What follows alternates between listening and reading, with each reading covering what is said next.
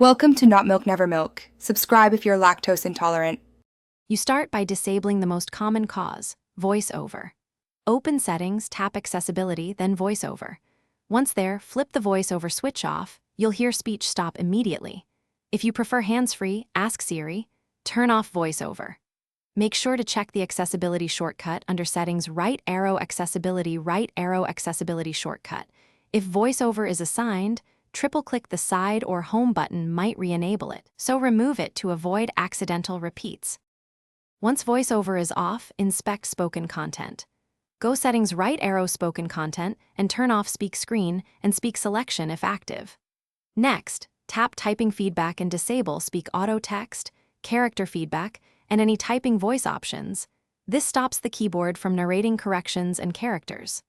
Also open Settings, right arrow general right arrow keyboard, and review dictation or any keyboard-specific voice features. Disable dictation if you don't use it. These steps handle built-in narration tied directly to typing and autocorrections. Finish by restarting your iPhone. A reboot clears lingering services. If speech continues, update iOS via Settings, right arrow general right arrow software update because bugs can cause persistent narration. As a last resort, reset accessibility settings.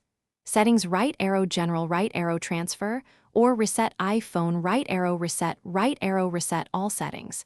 This preserves data but returns accessibility to defaults. Troubleshooting tip. If keyboard still